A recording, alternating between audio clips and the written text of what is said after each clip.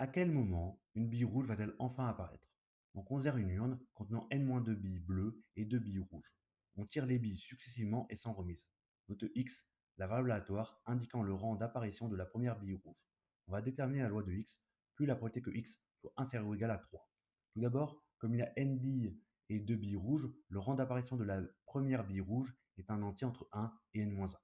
Note BI, l'événement lors du ième tirage, on a tiré une bille bleue. La probabilité que x vaille 1 vaut 2 sur n, car initialement, il y a 2 billes rouges sur n billes au total.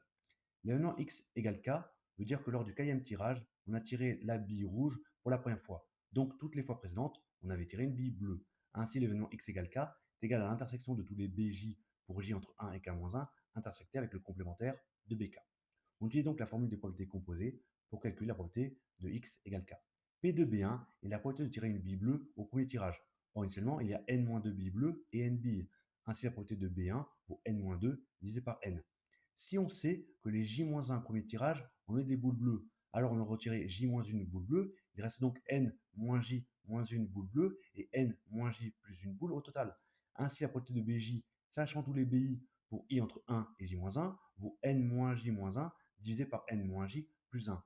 De même, si on sait que les k-1 premier tirage ont donné des boules bleues, alors on a retiré k-1 boule bleue, il reste donc 2 boules rouges et n-k plus une boule au total. Ainsi, la probabilité du complémentaire de bk, sachant tous les bi pour i entre 1 et k-1, vaut 2 divisé par n-k plus 1.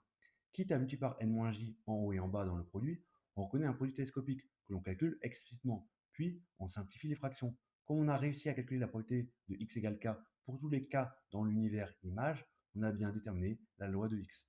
La probabilité que x soit inférieur ou égal à 3 est égale à la somme des probabilités de x égale 1, de x égale 2 et de x égale 3. On remplace les probabilités par leur expression et on somme les fractions.